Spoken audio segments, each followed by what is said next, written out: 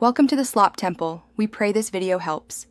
You start by preparing both devices so they can see each other. Make sure the TV actually supports Multinet casting protocols. Turn on the TV's screen mirroring or casting input and set it to discoverable. On your phone, enable Wi-Fi and connect to the same network or the specified Multinet guest profile. This prevents routing conflicts. Once done, open the phone's casting or screen share menu so the device is actively searching. That's how discovery and pairing will begin. You now initiate the actual connection. Open the cast or screen share option on your phone or the Multynet app and scan for devices. Tap the TV name shown.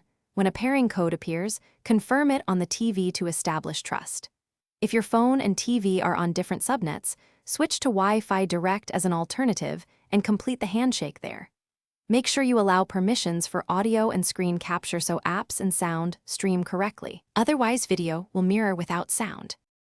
You finish by starting playback or enabling full-screen mirroring and confirming that audio and video are synchronized.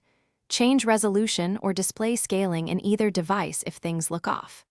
If the connection drops or fails, first toggle casting off and on, restart Wi-Fi on both devices, then reboot the TV or phone.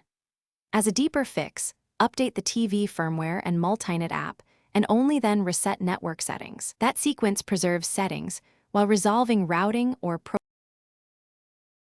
Thanks for watching. Consider subscribing if we helped you.